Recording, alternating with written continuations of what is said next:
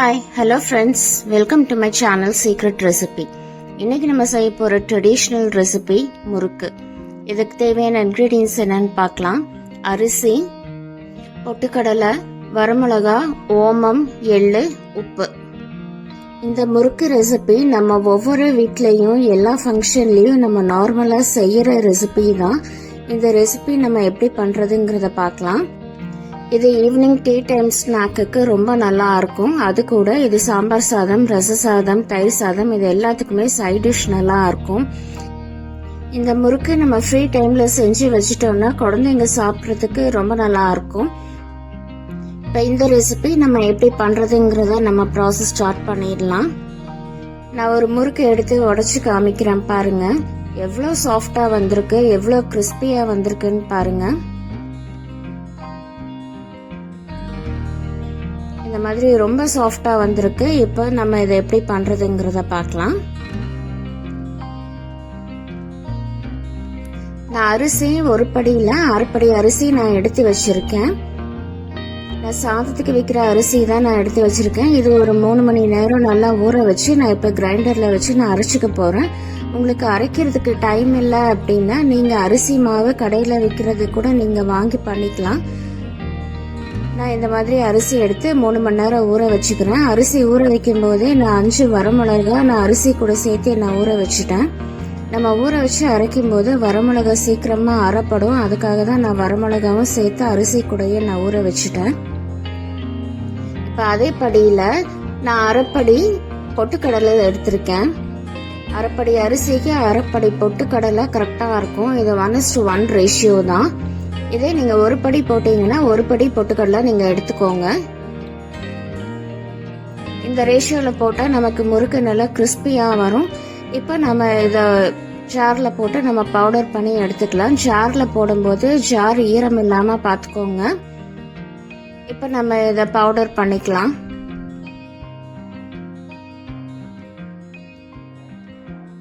இப்ப நான் பொட்டுக்கடலை நல்லா பவுடர் பண்ணி எடுத்துட்டேன். இந்த மாதிரி பவுடர் பண்ணிக்கோங்க. இப்போ இந்த பொட்டுக்கடலை மாவை நம்ம சலிச்சு எடுத்துக்கலாம்.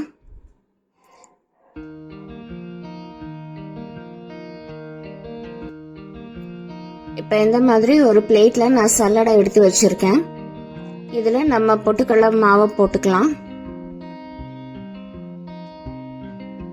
மாதிரி சலிச்சு எடுக்கும்போது நமக்கு முறுக்கு செய்யும் போது ரொம்ப ஈஸியா இருக்கும், கட்டிப்படாம இருக்கும். இதை நம்ம சலிச்சுக்கலாம். ஓரத்துல இருக்கிறதெல்லாம் நல்லா தட்டி விட்டு நீங்க சலிச்சு எடுத்துக்கோங்க. இந்த மாதிரி நல்லா தட்டி விட்டுக்கோங்க. சலிக்கும் போது மாவு ஓரத்துல போய் சேர்ந்துரும். அதுக்காக இந்த மாதிரி நல்லா சலிச்சு இந்த மாதிரி எடுத்துக்கோங்க.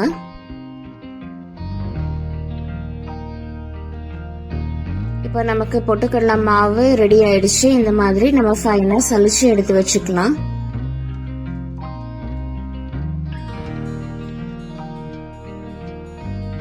இப்போ நான் ஊற வச்சிருக்கிற அரிசியும் வரமிளகாவும் ரெண்டும் சேர்த்து நான் கிரைண்டர்ல அரைச்சி எடுத்துட்டு வந்துட்டேன். இந்த மாதிரி நல்லா அரைச்சி எடுத்துக்கோங்க. நீங்க அரிசி மாவு ரெடிமேடா வாங்கி நீங்க பண்றதுனாலும் பண்ணிக்கலாம். நான் வரமிளகா போட்டு அரைச்சதுனால கலர் எல்லோயிஷா இருக்கு. இது கூட நம்ம சலிச்சு வச்சிருக்கிற கடலை மாவை நம்ம சேர்த்துக்கலாம். சேர்த்துட்டு இதை நல்லா மிக்ஸ் பண்ணிக்கோங்க. இது கூட 1 ஸ்பூன் எள்ளு சேர்த்துக்கிறேன். நீங்க கருப்பு எள்ளு சேர்த்துறதுனாலும் சேர்த்துக்கலாம். நான் வெள்ளை எள்ளு சேர்த்திருக்கேன். இது கூட 1 ஸ்பூன் ஓமம் சேர்த்திருக்கேன். ஓமம் சேர்த்தும் போது நல்லா வாசனையா இருக்கும். இப்ப இது எல்லாமே சேர்த்து நம்ம கலந்து விட்டுறலாம். அரைச்சி வச்சிருக்கிற அரிசி மாவு, இந்த கடலை மாவு எல்லாமே நம்ம ஒண்ணு சேர நம்ம நல்லா பிசைஞ்சு விடணும். இப்ப இது கூட நான் 1 டேபிள் ஸ்பூன் வெண்ணெய் சேர்த்துக்கிறேன். இது கூடவே நான் 2 கரண்டி எண்ணெய் நல்லா காய வச்சு வச்சிருக்கேன். நான் அதையும் அது கூட நான் சேர்த்துக்கிறேன். நான் அந்த கரண்டியில 3/4 பாகம் தான் நான் எண்ணெய் சேர்த்திருக்கேன். இது தேவைப்பட்டா நம்ம சேர்த்துக்கலாம்.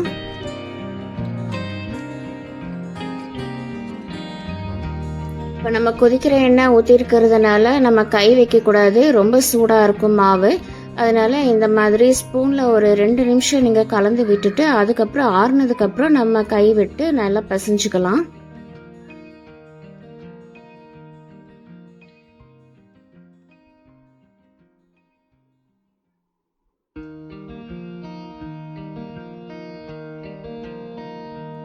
இந்த மாவு நல்லா ஆறிடுச்சு. இப்போ நம்ம கை வச்சு நல்லா பிசைஞ்சுக்கலாம். இது சப்பாத்தி மாவு மாதிரி நல்லா பிசைஞ்சுக்கோங்க. இந்த மாவு கொஞ்சம் கெட்டியா இருந்ததுன்னா லைட்டா தண்ணி தெளிச்சு நீங்க பிசைஞ்சுக்கோங்க. மாவு கெட்டியா இருக்கும்போது நமக்கு புளியறதுக்கு ரொம்ப கஷ்டமா இருக்கும். அதனால ரொம்ப கெட்டியா இருந்துச்சுன்னா கொஞ்சமா நீங்க தண்ணி தெளிச்சுக்கோங்க. இப்போ இந்த மாவை எல்லாமே நல்லா ஒண்ணா நான் பிசைஞ்சு வச்சுட்டேன். மாவு பிசைஞ்சதுக்கு அப்புறம் நம்ம மூடி போட்டு மூடி வச்சிடலாம். நம்ம அப்படியே திறந்து வச்சிட்டோம்னா காத்து படுறதுக்கு அது சீக்கிரம் கெட்டி ஆயிடும். அதனால மூடி வச்சுக்கலாம். இப்போ நான் 2 தட்டு எடுத்து வச்சிருக்கேன். ஒரு ஸ்டார் ஒன்று எடுத்து வச்சிருக்கேன். இந்த மாதிரி பிளேட் ஒன்று எடுத்து வச்சிருக்கேன். இப்போ இதில் எப்படி பண்றதுங்கிறத பார்க்கலாம். இந்த மாதிரி வச்சு இதை மூடி போட்டு நல்லா க்ளோஸ் பண்ணிக்கோங்க.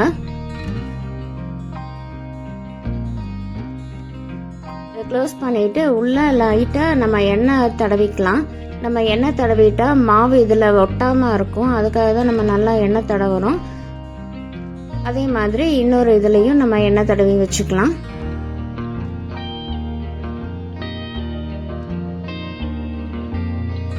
இப்போ நான் கொஞ்சமா மாவு போட்டு அதுல நான் புழிஞ்சு காமிக்கிறேன். மாவு இதுல போட்டுக்கோங்க. மாவு இதில் போட்டு மேலே வச்சு நம்ம ப்ரெஸ் பண்ணும்போது நமக்கு ரொம்ப ஈஸியாக நமக்கு முறுக்கு புளியறதுக்கு வரும். இந்த மாதிரி இப்போ நல்லா வருது. இந்த மாதிரி இந்த கன்சிஸ்டன்சி தான் இதுக்கு கரெக்டாக இருக்கும். இப்போ நம்ம முறுக்கு எப்படி புளியறதுங்கிறத பார்க்கலாம். நான் இந்த மாதிரி ஒரு ஷீட் எடுத்து வச்சுருக்கேன்.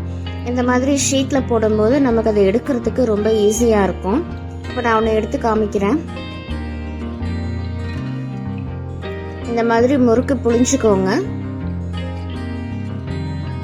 இந்த ஷீட்ல நம்ம பண்ணும்போது நமக்கு எடுக்கிறதுக்கு ரொம்ப ஈஸியா இருக்கும். இந்த ஷீட் இல்லைன்னா நம்ம துணியில கூட நம்ம முறுக்கு புளிஞ்சுக்கலாம்.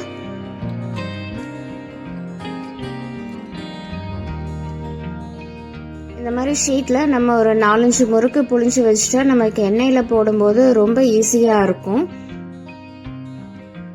புதுசா செய்யறவங்க இந்த மாதிரி நீங்க முறுக்கு புளிஞ்சு வச்சு செய்யும்போது உங்களுக்கு ரொம்ப ஈஸியா இருக்கும்.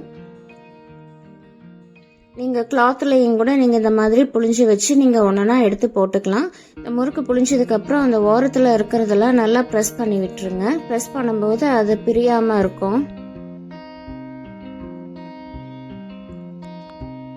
இப்ப அடுப்புல ஒரு கடாய் வச்சிருக்கேன். முறுக்கு சுட்டு எடுக்கிறதுக்கு தேவையான எண்ணெய் நான் விட்டுருக்கேன். எண்ணெய் காஞ்சிட்டு இருக்கு. இப்போ ஒரு சின்ன பீஸ் நான் போடுறேன். போட்ட உடனே அது மேல வந்துருச்சு. இப்போ இது கரெக்டான ஸ்டேஜ். இந்த ஸ்டேஜ்ல நம்ம முறுக்கு போட்டுக்கலாம். எண்ணெய் காஞ்சிருச்சான்னு பாக்குறதுக்கு நீங்க இந்த மாதிரி ஒரு சின்ன பீஸ் போட்டு நீங்க பாத்துக்கோங்க. இப்ப எண்ணெய் சூடாயிடுச்சு. இதுல நம்ம புளிஞ்சு வச்சிருக்கிற முறுக்கு ஒண்ணுன்னா நம்ம இதுல போட்டுக்கலாம். இந்த மாதிரி நீங்க ஃபர்ஸ்டே புளிஞ்சு வைக்கும் போது நமக்கு இதுல போடுறதுக்கு ரொம்ப ஈஸியா இருக்கும். ஸோ இந்த மெத்தட் நீங்க ஃபாலோ பண்ணிக்கோங்க.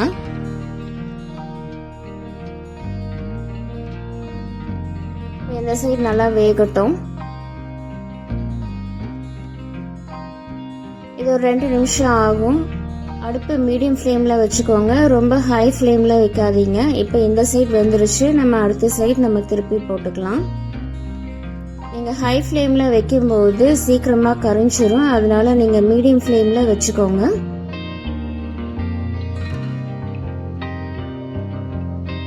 இப்போ நம்மளுக்கு முறுக்கு அந்த சைடும் நல்லா வெந்துருச்சு. நமக்கு இது வேகும் போதே நல்லா தெரியும். ஆயில இருக்கிற பபிள்ஸ் எல்லாம் நல்லா அடங்கிருச்சு. இப்போ இந்த ஸ்டேஜ்ல நம்ம முறுக்கு எடுத்துடலாம். இந்த மாதிரி முறுக்கு நம்ம ஆயில இருந்து வடிச்சு எடுத்து ஒரு டிஷ்யூ பேப்பர்ல போட்டு வச்சுக்கலாம். டிஷ்யூ பேப்பர்ல போட்டு வைக்கும் போது நமக்கு முறுக்குல இருக்கிற எக்ஸ்ட்ரா ஆயில் எல்லாமே நமக்கு வந்துடும். இப்போ இன்னொரு பேட்ச் முறுக்கு நான் போட்டு காமிக்கிறேன். இதே மாதிரி நீங்க ஒரு 4 முறுக்கு போட்டு வச்சுக்கோங்க. இந்த மாதிரி போட்டு வைக்கும் போது நமக்கு ஆயில போடுறதுக்கு ரொம்ப ஈஸியா இருக்கும்.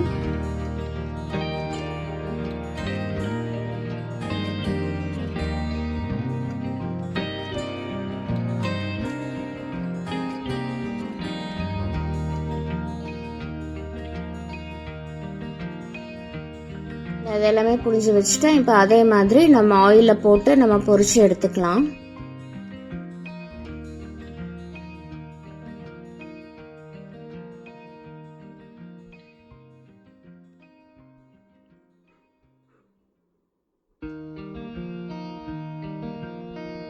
இப்போ நம்மளோட முறுக்கு ஒரு சைடு வெந்துருச்சு. அதே மாதிரி நம்ம அடுத்த சைடும் திருப்பி விட்டுக்கலாம். திருப்பி விட்டு அதே மாதிரி நம்ம வேக வச்சு எடுத்துக்கலாம்.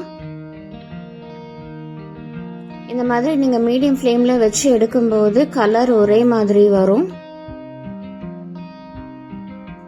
இப்போ 2 சைடும் நல்லா வெந்துருச்சு. இதுவும் நம்ம எண்ணெயில இருந்து வடிச்சு டிஷ்யூ பேப்பர்ல நம்ம எடுத்து வச்சுக்கலாம்.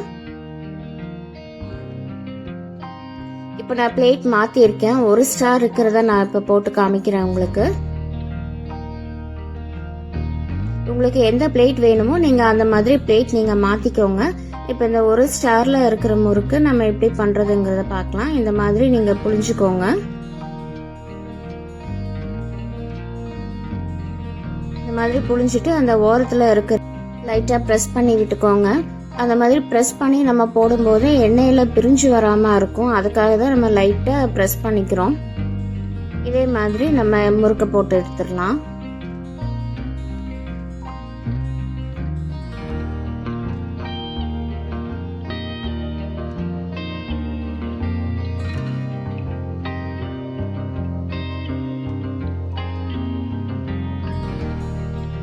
ஒன்றா எடுத்து நம்ம ஆயில்ல போட்டுக்கலாம்.